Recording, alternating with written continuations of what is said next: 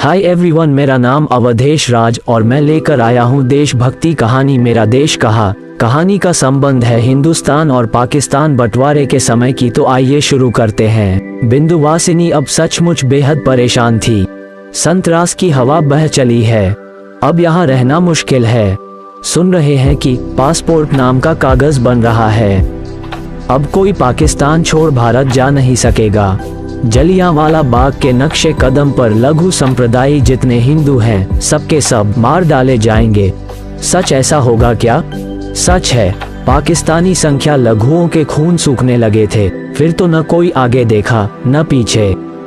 One, जंगल, खेत, माठ, नदी, तालाब लांघते हुए दौड़ते गिरते पड़ते सब भागने लगे। कोई माथे पर बोरिया बिस्तर बांधे तो कोई दो बच्चों को कमर से बांधे या तो कोई अकेले ही जहां से बन पड़ा भागते रहे। जिंदगी के डर से सांस रोककर किसी तरह सरहद पार पहुंचना ही उनका मकसद था। गाल पर हाथ धरे बिंदुवासिनी सोचने लगी थी, अब वह क्या करेगी? इससे परे रहना भी मुमकिन नहीं है। पर कहाँ जाएगी? कौन है अपना? कहाँ है खुद? अकेली जान तो है नहीं।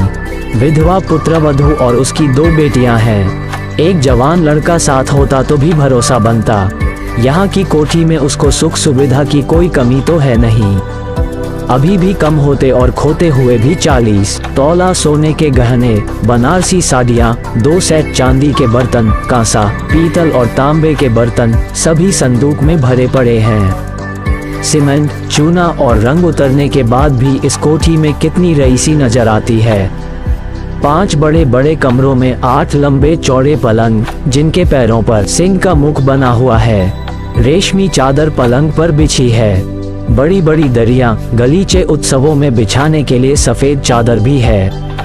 बिलायती झाड़, लंथन, गैस बत्ती सभी तोशखाने में स्मृति बनकर अंधकार में पड़े हैं, जिन्हें मालकिन साल में 3 बार बाहर निकालकर झाड़ती, साफ करती और धूप लगाकर पुनः संभाल कर रखवा देती हैं।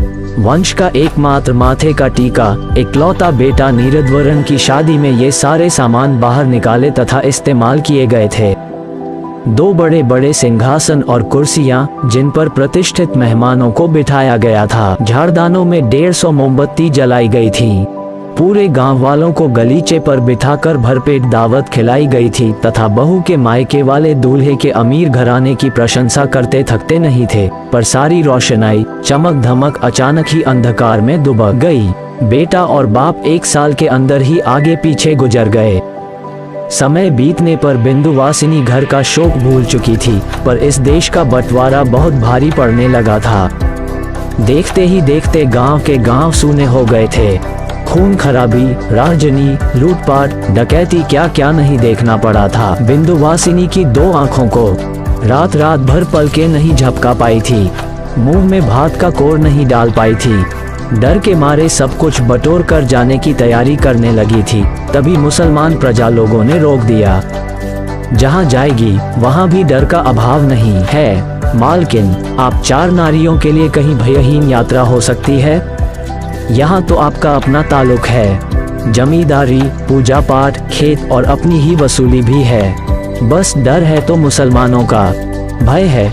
इसी में आप भली भांति सालों से गुजारा कर रही हैं। यही सब बातें बार बार सोचते हुए बिंदुवासिनी ने प्रिय प्रजा जमीर मियाँ को बुला भेजा। भाईजान, अब तक आपने भरोसा दिया, आज चुप क्यों हैं? फिर भी जमीर चुप ही रहा। बिंदुवासिनी घबरा गई। जमीर काफी देर बाद मुंह उठाकर बोला, माँ, आप शाम को बशीर, कालू शेख और जलालुद्दीन को भी बुलवा भेजें। क्यों जमीर, तुम तो बराबर अकेले ही 100 के समान रहे हो। मैं तो तुम्हारे ही भरोसे में। अपनी कच्ची पक्की दाढ़ी पर हाथ फेरते हुए जमीर बोला, अल्लाह की मर्जी, सब अल्लाह की मर्जी। पर विश्वास मानिए, मुझ में न पैसे का लोभ जन्मा है न उन लोगों की बड़ी बड़ी लेक्चरबाजी का प्रभाव। जमीर मेहंदी लगी दाढ़ी को वैसे ही सहलाता रहा। बिंदुवासिनी के दांतों से दांत जकड़ने लगे। माँ, बड़े बड़े मियाँ लोग बाहर से पधारे हैं। वे कहते हैं, लूटो काटो, कुछ न मानो। पर तुम्हारा क्या मकसद है? मेरा? मैं तो अब मनुष्यों में गिना जाने लायक नहीं रहा। बहुत बड़े चढ़े होशियार लोगों से माहौल भर गया है। यहाँ तक कि बड़े से बड़े मौलवी उनके दल में चले गए हैं। गांव शहर के 15 आने लोगों को पैसों से खरीद लिया गया है। मेरी तो सलाह है आप लोग आज ही रवाना हो जाएं। चारों औरतें बच्चियां सयानी हो गई हैं। बहुरानी तो कुछ ही दिनों पहले घूंघट काढ़े आई, कहकर लुंगी से जमीर ने अपनी गीली आंखें पोंछी। उसने सलाह दी, साथ में कुछ भी लेंगी तो सर्च के समय सब छीन लिया जाएगा। बस जहां तक हो सके गहने छुपा कर पहन लें।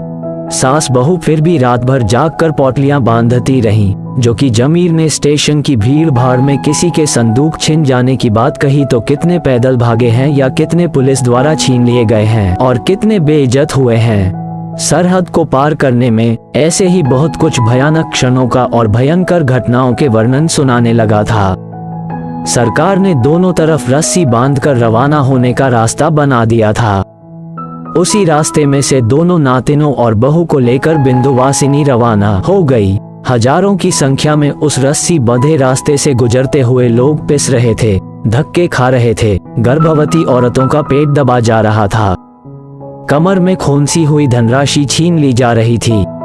कोई मर्द हिंदू लड़कियों को पंक्ति से बाहर खींचना चाह रहे थे। किसी जनानियों के खुले अंगों पर दुष्ट मर्द हाथ डालकर उन्हें गुदगुदा रहे थे। इज्जत लूटने की फिक्र में थे। 2-3 दिनों बाद ऐसी ही हजारों परेशानियां झेलकर बिंदुवासिनी जैसे लोगों ने पाकिस्तान की सरहद पार की थी। हिंदुस्तान की मिट्टी पर उनके पैर पड़े थे। बिंदुवासिनी ने गिनकर देख लिया कि वे कुल 4 जनी हैं। कोई खोया नहीं और मरा भी नहीं। सभी थककर मुर्दा बन चुकी थी। पक्की सड़क पकड़कर अब 10-12 अपने ही गांव के रिफ्यूजी परिवार के संग मिलकर वे आगे बढ़ती जा रही थी। उनको छोड़कर प्रायः अधिकतर भीड़ बड़े छोटे किसानों के परिवारों की थी। सबसे पहले वनगांव नामक स्टेशन पर रिफ्यूजियों ने अपना डेरा डंडा उतारा था और रात को ठहरे थे। पूरी कहानी सुनने के लिए पार्ट 2 देखें। ऐसे ही मजेदार वीडियो देखने के लिए मेरे चैनल को सब्सक्राइब करें और बेल आइकन को प्रेस करें।